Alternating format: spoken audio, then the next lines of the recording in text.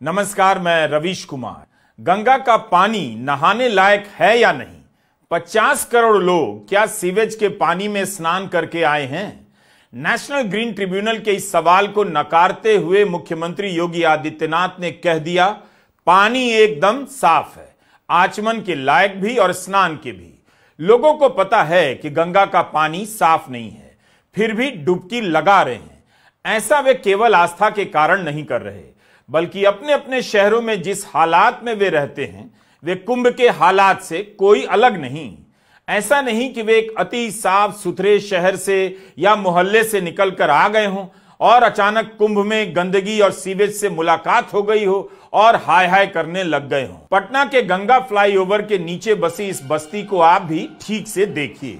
हर शहर में ऐसी बस्ती मिल जाएगी। नाले के ठीक ऊपर झोपड़ियां बनी हुई हैं। लोग यहां पर घर बनाकर बरसों से रहते आए हैं। इस जगह के लोग अगर कुंभ जाएंगे तो हमारी आपकी तरह गंदगी को देखकर हाय हाय नहीं करेंगे। यहां रहने वाले लोग सीवेज के पानी के ऊपर से ही आते जाते हैं। उनके बच्चे भी नाले के पानी से गुजरते हैं, सीवेज के पानी के बगल में लेटते हैं, गमछे से नाक बंद कर लेते हैं, मगर लोग यहीं रहते हैं। ना तो पटना को फर्क पड़ता है कि प्रधानमंत्री आवास योजना के बाद भी ये लोग इस हाल में क्यों रह रहे हैं, और ना यहां रहने वाले लोगों को वो भाषा आती है जिस भाषा में हम और आप गंदगी नरक को परिभाषित करते हैं। उनके लिए तो अपनी बस्ती की जगह और कुंभ के घाट या गंगा के पानी की गंदगी समस्या नहीं है, कोई अंतर नहीं है, बल्कि दोनों में जीवन की निरंतरता है। लोगों को साफ पानी के नाम पर इतना भी नसीब नहीं होता। हम जानते भी नहीं कि ज्यादातर लोग शहरों में बस्तियों में कैसे नहाते हैं और क्या करते हैं। जो आदमी अपने मोहल्ले की अव्यवस्था को ठीक नहीं करा सका, उसका विरोध नहीं कर सका, वो कुंभ में 2 घड़ी के स्नान के लिए आंदोलन नहीं करेगा। यहां आने वाले लाखों करोड़ों लोग खुद गंगा की कितनी परवाह करते हैं। आप घाट के किनारे बह रहे इन श्रद्धा सुमनों को देख सकते हैं, कितना कचरा यहां तैर रहा है। जो लोग गंगा को प्रदूषित करने में 1 सेकंड नहीं लगाते, उन्हें इस बात से क्यों फर्क पड़ेगा कि पानी गंदा है और सरकार इसके लिए जवाबदेह है। खुद भी तो इसमें योगदान दे रहे हैं, इसलिए लोगों को फर्क नहीं पड़ेगा। लोग तब भी आ रहे हैं, और मुझे लगता है कि अगर नेशनल ग्रीन ट्रिब्यूनल संगम के किनारे बोर्ड लगवा देता कि इस पानी में स्नान ना करें, इसमें शहरी नाले का पानी आ गया है, या आपके लिए अच्छा नहीं, तब भी करोड़ों लोग स्नान करते। वैसे आदेश भी यही था कि लोगों को इस बारे में बताया जाए कि पानी स्नान करने लायक है या नहीं। लेकिन कौन यह बोर्ड लगवाता, और बोर्ड पर जब आप लिखा देखते कि पानी नहाने योग्य नहीं है, तब उस इंतजाम और दावों का क्या मोल रह जाता। गंगा में स्नान करने वालों का स्वागत है। इस पानी में 1400 गुना ज्यादा सीवेज की मात्रा है, तो क्या आप स्नान करते? पानी में टोटल और फीकल कोलीफॉर्म की इतनी अधिक मात्रा से पता चलता है कि पानी में सीवेज यानी नाले का गंदा पानी मिला हुआ है। ऐसे पानी के संपर्क में आने से डायरिया, टाइफाइड और हैजा फैल सकता है। ये दोनों एक प्रकार के बैक्टीरिया हैं, दोनों जीव जंतुओं की आंतों में पाए जाते हैं। फीकल कोलीफॉर्म बैक्टीरिया इंसानों जैसे गर्म खून वाले जीवों के पाचन तंत्र में पाया जाता है। शरीर के अंदर यह कोई नुकसान नहीं पहुंचाता। जब यह बैक्टीरिया मल के साथ शरीर से बाहर निकलकर पानी में मिल जाता है, तब वहां से समस्या शुरू होती है। नाले के पानी से बहता हुआ नदी में मिल जाता है, जहां आप स्नान करते हैं। Centre for science and environment की रिपोर्ट के मुताबिक कोलीफॉर्म बैक्टीरिया से संक्रमण की रफ्तार बहुत धीमी होती है, लेकिन यह पानी में मिलकर कई तरह की बीमारियों की वजह बन सकता है। आमतौर पर इस बैक्टीरिया का असर 24 घंटे के अंदर दिखने लगता है। इसमें त्वचा का लाल पड़ना, मुहासे होना और खुजली जैसे लक्षण दिखते हैं। आंख और कान की बीमारी के लक्षण दिखने में 7 दिन का समय लग सकता है, यानी तुरंत पता नहीं चलेगा। कुछ दिन के बाद कुछ बीमारियों का केकड़ा शरीर को धरने लग जाएगा। अगर आप पानी निगल लेते हैं तो हैजा, टाइफाइड और पेचिश का खतरा भी पैदा हो सकता है। सवाल यहां सरकार से है कि गंगा का पानी स्नान योग्य क्यों नहीं है।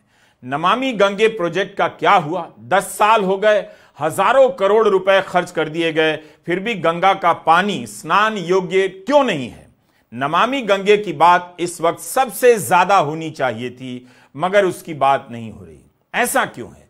16 फरवरी को नेशनल ग्रीन ट्रिब्यूनल की प्रिंसिपल बेंच ने यूपी प्रदूषण नियंत्रण बोर्ड से कहा कि आपने 50 करोड़ लोगों को सीवेज के पानी में नहाने दिया है। या हम नहीं, ट्रिब्यूनल की बेंच ने कहा है 50 करोड़ लोगों को सीवेज के पानी में नहाने दिया गया।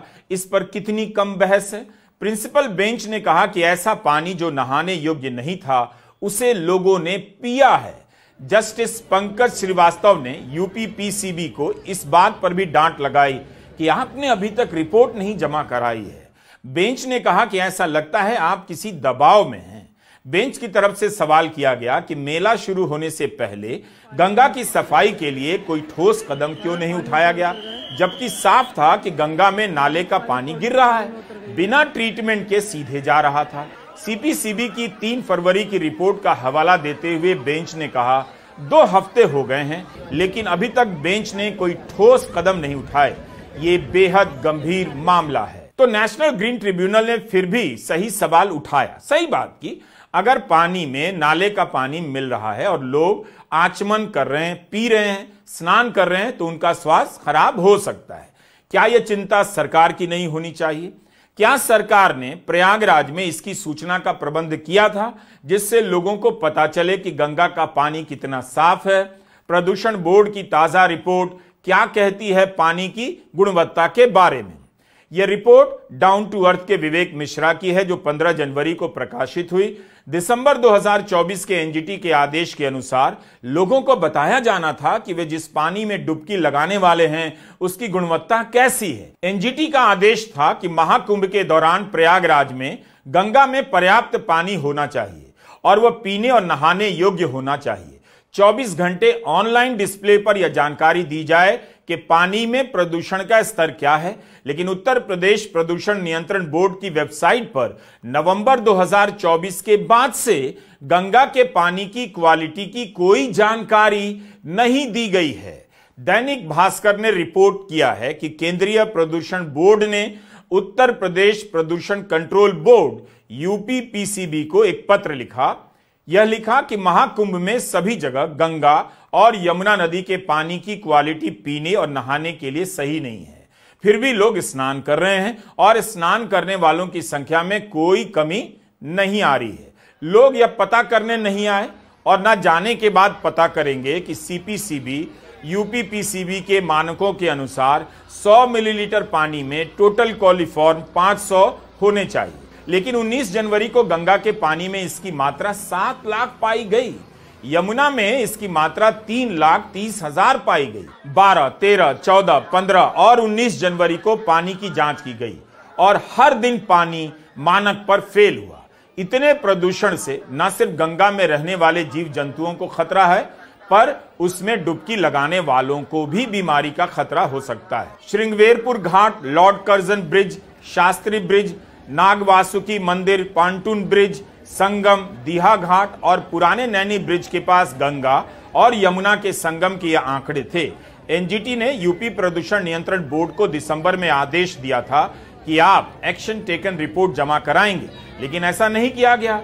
अब जाकर 18 फरवरी को उत्तर प्रदेश प्रदूषण नियंत्रण बोर्ड ने अपनी रिपोर्ट जमा कराई और सीपीसीबी के आंकड़ों का खंडन करते हुए दावा किया कि संगम का पानी नहाने के लिए ठीक है और फीकल कोलीफॉर्म की मात्रा मानक से कम है। सीपीसीबी की रिपोर्ट को लेकर जब हंगामा मचा तो विधानसभा में मुख्यमंत्री ने 2 टूक कह दिया, गंगा का पानी एकदम साफ है। आज की जो उनकी रिपोर्ट है संगम की, कि संगम और उसके आगे पीछे जो बीओडी है वो 3 या उससे कम है और डिजॉल्व ऑक्सीजन की मात्रा ये 8 और 9 से अधिक पाई जा रही, यानी संगम का जल स्नान करने लायक भी है और आचमन करने लायक भी है। जो लोग इसका दुष्प्रचार कर रहे हैं वे उन सबको इस बात को देखना चाहिए। तो फिर केंद्रीय प्रदूषण नियंत्रण बोर्ड को भंग कर देना चाहिए। इसकी रिपोर्ट तैयार करने वाले वैज्ञानिकों ने क्या गलत रिपोर्ट दी? क्या उन्हें गंगा के पानी में मल और नाले की गंदगी की मात्रा की जांच करने का तरीका नहीं मालूम? उन्हें नापने नहीं आता? फिर किस बात के वे वैज्ञानिक हैं और सरकार की संस्थान में तनख्वाह ले रहे हैं? मुख्यमंत्री को बताना चाहिए था और मीडिया को पूछना चाहिए था कि वे सीपीसीबी के वैज्ञानिक किस आधार पर कह रहे हैं कि गंगा का पानी आचमन के लायक और स्नान के भी लायक नहीं है, और मुख्यमंत्री किस आधार पर कह रहे हैं कि बिल्कुल ठीक है, जबकि यूपीपीसीबी की रिपोर्ट ने तो अलग आंकड़ा जारी किया। एनजीटी ने यूपीपीसीबी की रिपोर्ट को आधा अधूरा बताया और कहा कि कुछ तरह के आंकड़े फिर से जमा कीजिए। इस बीच एक और खबर चल रही है। पद्मश्री सम्मान प्राप्त डॉक्टर अजय कुमार सोनकर सीन में प्रवेश कर गए हैं और दावा करने लग गए हैं। इनके दावे को लेकर कई जगह खबरें छपी हैं कि गंगा के पानी की जांच की गई है और साफ पाया गया है। 21 फरवरी को उत्तर प्रदेश सरकार ने सीपीसीबी के आंकड़ों के जवाब में डॉक्टर सोनकर की जांच के नतीजों पर एक प्रेस रिलीज जारी की। इसमें लिखा कि डॉक्टर सोनकर ने 5 स्नान घाटों से नमूने लिए और इसमें संगम और अरैल शामिल है। डॉक्टर सोनकर ने अपनी जांच में पाया कि पानी में किसी प्रकार के बैक्टीरिया नहीं पनप रहे थे और पानी का पीएच लेवल भी कम नहीं हुआ था, पानी एल्कलाइन था। इस प्रेस रिलीज में लिखा है कि नदी का सेल्फ प्यूरिफाइंग मैकेनिज्म ऐसा है कि 57 करोड़ लोगों के डुबकी लगाने के बाद भी नदी का पानी खराब नहीं हुआ। सामान्य पानी से ज्यादा साफ पानी गंगा का है। डॉक्टर सोनकर क्या यूपी प्रदूषण नियंत्रण बोर्ड के सदस्य हैं? केंद्रीय प्रदूषण नियंत्रण बोर्ड के सदस्य हैं। वे किसकी तरफ से यह जांच कर रहे थे? क्या उन्हें यूपी सरकार ने अधिकृत किया? उत्तर प्रदेश का प्रदूषण नियंत्रण बोर्ड डॉक्टर सोनकर की रिपोर्ट क्यों जारी कर रहा है? उसकी अपनी रिपोर्ट कहां है? खुद की रिपोर्ट आधी अधूरी एनजीटी ने बताई और वह डॉक्टर सोनकर की रिपोर्ट जारी कर रहा है। जिस यूपीपीसीबी को नेशनल ग्रीन ट्रिब्यूनल से डांट पड़ी है कि आपकी रिपोर्ट पूरी नहीं है, वो किसी और वैज्ञानिक की रिपोर्ट जारी कर रहा है। नेशनल ग्रीन ट्रिब्यूनल में रिपोर्ट जारी करने वालों की भी हिम्मत देखिए। उन्हें पता है कि इस रिपोर्ट पर जज साहब फटकार लगा सकते हैं, तब भी रिपोर्ट लेकर एनजीटी के सामने पेश हुए। इस रिपोर्ट की हालत यह है कि एनजीटी को कहना पड़ा कि आप 1 हफ्ते के भीतर फिर से रिपोर्ट जमा कराइए, क्योंकि इसमें सारी जानकारी नहीं। सीपीसीबी का पक्ष अब नदारद है। केंद्रीय प्रदूषण नियंत्रण बोर्ड के वैज्ञानिकों को सामने आकर बताना चाहिए कि उनका काम इतना खराब क्यों है। उनकी रिपोर्ट में गंगा स्नान करने लायक नहीं और डॉक्टर सोनकर की रिपोर्ट में गंगा का पानी एकदम साफ है। इतना अंतर कैसे आ सकता है? द हिंदू की रिपोर्ट के अनुसार सरकार के प्रेस नोट में लिखा है कि गंगा में खुद ही पानी साफ करने की क्षमता है। अगर ऐसा है तो फिर एक सवाल आप सरकार से पूछिए कि सरकार ने नमामि गंगे योजना की शुरुआत क्यों की? जब गंगा खुद से अपने आप को साफ कर रही है तो आप क्यों जा रहे हैं साफ करने? 2015 से शुरू हुए इस प्रोजेक्ट का बजट करीब 39,000 करोड़ बताया जाता है। खुद मुख्यमंत्री योगी आदित्यनाथ ने नवंबर में कहा कि स्नान के लिए असुरक्षित गंगा जल प्रधानमंत्री के प्रयासों से आचमन योग्य बना है। यानी मुख्यमंत्री भी नमामि गंगे योजना को क्रेडिट दे रहे हैं। अब प्रेस रिलीज जारी हो रही है कि गंगा खुद ही साफ हो जाती है। भारत के लोग केंद्रीय प्रदूषण नियंत्रण बोर्ड की रिपोर्ट देखकर अपने जीवन का फैसला नहीं करते हैं। लेट्स बी क्लियर, नदी में प्रदूषण है, फिर भी लोग विसर्जन करते हैं, पूजा सामग्रियां डालते हैं और नदी प्रदूषित है जानने के बाद भी स्नान करते हैं। अगर ऐसा नहीं होता तो दिल्ली के लोग दिल्ली में नहीं रहते। 6-7 साल से वायु प्रदूषण यहां हेडलाइन है। लोग बीमार पड़ रहे हैं, लेकिन दिल्ली की इस हवा को स्वीकार भी कर चुके हैं। इसलिए प्रयागराज में गंगा का पानी स्नान योग्य नहीं है, यह सुनकर लोग कुंभ जाना बंद नहीं कर देंगे। इसके बाद भी जाएंगे और ज्यादा बड़ी संख्या में जाएंगे। भास्कर की यह रिपोर्ट आपको याद दिलाना चाहती है कि महाकुंभ से 6 महीना पहले एनजीटी ने गंगा यमुना में गिरने वाले सीवेज के गंदे पानी को रोकने के लिए यूपी सरकार से तुरंत एक्शन लेने के लिए कहा। ज्वाइंट कमेटी की रिपोर्ट में बताया गया कि प्रयागराज में नदी में गिरने वाले कुल 81 नालों में से 44 नालों का गंदा पानी बिना किसी ट्रीटमेंट यानी बिना सफाई के सीधे नदी में जा रहा है। हर दिन करीब 73.80 मिलियन लीटर गंदा पानी बिना ट्रीटमेंट के गंगा में मिल रहा है, जिससे नदी का पानी प्रदूषित हो रहा है और फीकल कोलीफॉर्म बैक्टीरिया बढ़ रहा है। यूपी सरकार का कहना है कि इस समय ट्रीटमेंट यानी सफाई के बाद ही गंगा यमुना में सीवेज वाला पानी गिर रहा है। मीडिया की वफादारी गंगा से कितनी है इसे नापा नहीं जा सकता। जिस मीडिया को जनता के पैसे से करोड़ों रुपए के विज्ञापन मिलते हैं, सैकड़ों करोड़ रुपए के, उसके रिपोर्टरों ने गंगा की कितनी चिंता की, इसका हिसाब आप कुंभ पर किए गए उनके तमाम कार्यक्रमों से ले सकते हैं। देख लीजिए जाकर, और देख सकते हैं कि गोदी चैनलों पर कितनी रिपोर्ट उन नालों को लेकर चली है जो सीधे, जिनका पानी सीधे गंगा में गिरता है। मीडिया को उन नालों की जांच करनी चाहिए थी, जाकर देखना चाहिए था। अगर पानी ट्रीटमेंट के बाद गिर रहा था तो लोगों में भरोसा पैदा करने के लिए दिखाना चाहिए था कि कुंभ के दौरान 44 नालों से गंदा पानी गंगा में नहीं गिर रहा है। क्या यह इतना मुश्किल काम था? यूपी प्रदूषण बोर्ड के चेयरमैन रविंद्र प्रताप सिंह ने कहा है कि इस बार 81 नालों को बंद कर दिया गया है। हर दिन 261 मिलियन लीटर पानी साफ किया जा रहा है। जनवरी और फरवरी में फीकल कॉलीफॉर्म का स्तर जितना होना चाहिए था उतना ही रहा है, लेकिन 22 फरवरी को मीडिया में कई जगह एक और खबर छपी है। नेशनल ग्रीन ट्रिब्यूनल ने प्रयागराज मेला प्रशासन और यूपी प्रदूषण नियंत्रण बोर्ड को नोटिस जारी किया है और जवाब मांगा है। इस मामले में एक याचिकाकर्ता का कहना है कि सफाई और शौच की कमी के कारण लाखों लोग खुले में शौच कर रहे हैं और नदी को प्रदूषित कर रहे हैं। ऐसा क्यों है? सरकार की तरफ से 1.5 लाख बायो टॉयलेट बनाने का दावा किया गया है, लेकिन याचिकाकर्ता का कहना है कि यह कम पड़ रहा है। 17 फरवरी को मेला प्रबंधन के अधिकारी ने बयान दिया है कि इन 1.5 लाख शौचालयों के पानी को रोजाना ट्रीट किया जाता है ताकि नदी में प्रदूषण न हो। 57 करोड़ लोगों ने अगर डुबकी लगाई है तो क्या 1.5 लाख बायो टॉयलेट पर्याप्त माना जा सकता है? यूपी सरकार ने इस कुंभ को प्लास्टिक फ्री और कचरा फ्री कुंभ घोषित किया है, लेकिन तब भी लोग जो यहां आ रहे हैं बड़े पैमाने पर प्लास्टिक लेकर आ रहे हैं। यूपी के मंत्री हैं स्वतंत्र देव सिंह, उन्होंने बयान दे दिया कि बिसलरी के पानी के जैसा स्वच्छ है। अभी तक पानी की स्वच्छता और पवित्रता का अंतिम पैमाना गंगा को माना जाता था। गंगा की कसम खाई जाती थी पानी के अमृत होने को लेकर। अब गंगा का पानी स्वच्छ है, इसकी उपमा बिसलेरी से दी जा रही है, वह भी यूपी सरकार के मंत्री दे रहे हैं। अफसोस तो होता है कि हम गंगा के पानी को साफ नहीं कर सके। उसके प्रति असीम आदर रखने के बाद भी उसकी धारा में कुछ भी प्रवाहित करने से पहले सोचते तक नहीं कि गंगा का नुकसान हो जाएगा। भाषण जरूर देंगे कि हमारी संस्कृति प्रकृति और उसकी दी हुई चीजों को अपना मानती है, उसके साथ संघर्ष करने की नहीं बल्कि उसके प्रति उपकार जताने की रही है, मां मानने की रही है। लेकिन क्या यही उपकार है, आभार है कि हम गंगा को प्रदूषित भी करते हैं, प्रदूषण दूर करने के नाम पर हजारों करोड़ रुपए का बजट भी बनाते हैं और पूछते तक नहीं कि उस पैसे का हिसाब तो दीजिए, भले गंगा का पानी साफ ना हुआ हो। भारत की आबादी 140 करोड़ से अधिक है।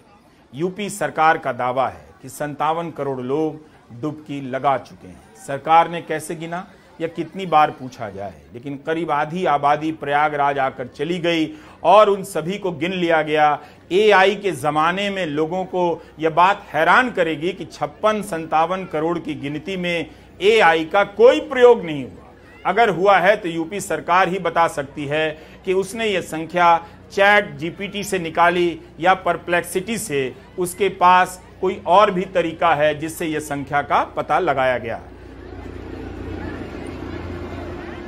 कुंभ का आयोजन आसान तो नहीं रहा होगा, लेकिन जो दावे किए गए वो खरे नहीं उतरे।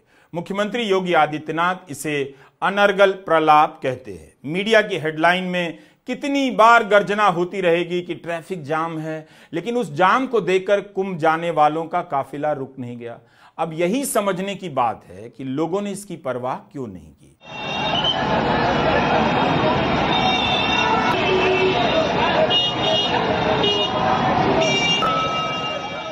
हम फिर से आपको पटना के इस सड़क पर ले जाना चाहते हैं। 20 साल से अधिक समय से एक ही पार्टी की सरकार है।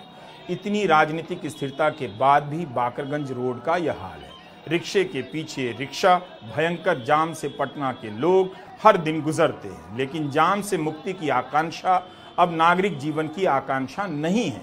उसका लोकतांत्रिक स्वरूप बदल चुका है। दिन के घंटे 2 घंटे जाम में बर्बाद हो जाएं, इससे लोगों को फर्क नहीं पड़ता। जिस नागरिक को गंदगी का दैनिक अभ्यास इस स्तर का हो, उसके लिए आप एकदम से हो मत कीजिए कि पानी गंदा है, स्नान योग्य नहीं है। गंदगी उसके शहरी जीवन का शाश्वत सत्य है, यह मान लीजिए। गंदगी प्रवाह है, गंदगी ही निरंतरता है, गंदगी ही वर्तमान है, गंदगी ही अतीत है, गंदगी ही भविष्य है। लोग नाले के बीच से होकर गुजरना जान गए हैं, जीना जान गए हैं। सड़कों पर, मोहल्लों की सड़कों पर नाले का पानी बह रहा है, उससे बच बचाकर निकलना जान गए हैं। इसी इलाके में दलदली है, पटना की अनाज मंडी, लाखों करोड़ रुपए का व्यापार करने वाले लोग रहते हैं, लेकिन कई साल से, कई दलों की सरकार के समय से अपनी सहिष्णुता का उन्होंने असीम विकास कर लिया है। उन्हें आप गंगा का पानी नहाने लायक नहीं है, सीपीसीबी के आंकड़ों को दिखाकर नहीं डरा सकते। जो लोग इस हाल में रह सकते हैं, वही लोग हर हाल में डुबकी लगाएंगे, इस बात को समझिए। इसी पटना को देखकर लोग मुहाते रहते हैं। बॉस्टन और लंदन पहुंचकर नोस्टाल्जिया में ऐसे याद करते हैं जैसे पीछे पेरिस छोड़कर आ गए हों। यह दिल्ली की दया बस्ती है। लाखों लोग हर महीने ट्रेन से सफर करते हुए इसे देखते होंगे। लोग अपने शहर के स्वीडन बन जाने की आशा में नहीं जीते हैं, बल्कि 2 वक्त की रोटी के इंतजाम की आशा में जीते हैं और अपने लिए मकान किसी भी तरह से खड़ी कर लेते हैं। ऐसी बस्ती में रहने वाले हों या अपार्टमेंट में रहने वाले हों, हम शहर में शहर का हाल नहीं देखते। जब तक उनकी हाउसिंग सोसाइटी के भीतर सब कुछ चमक रहा है, शहर में क्या हो रहा है उन्हें फर्क नहीं पड़ता। अगर सोसाइटी जर्जर है, बिल्डर ने लूट लिया है, तब लोग अपने फ्लैट के भीतर देखने लग जाते हैं कि घर के भीतर तो साफ सुथरा है। वे सोसाइटी के अहाते की तरफ देखते भी नहीं, ना शहर की तरफ देखेंगे।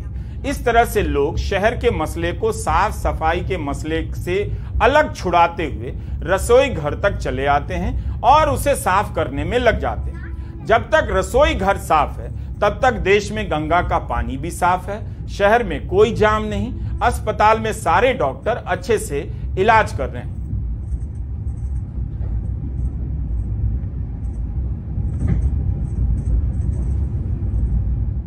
इसलिए मैंने कहा कि गंगा का पानी स्नान और आचमन के योग्य नहीं है, इससे लोगों को फर्क नहीं पड़ता। आस्था के कारण तब भी जाएंगे, लेकिन पानी खतरनाक हो सकता है, यह जानते हुए भी लोग केवल आस्था के कारण नहीं जाते हैं। सवाल पूछने की उनकी लोकतांत्रिकता ट्रैफिक जाम को लेकर कब की खत्म हो चुकी है, मोहल्ले की सड़क पर बहते नाले के पानी को लेकर समाप्त हो चुकी है।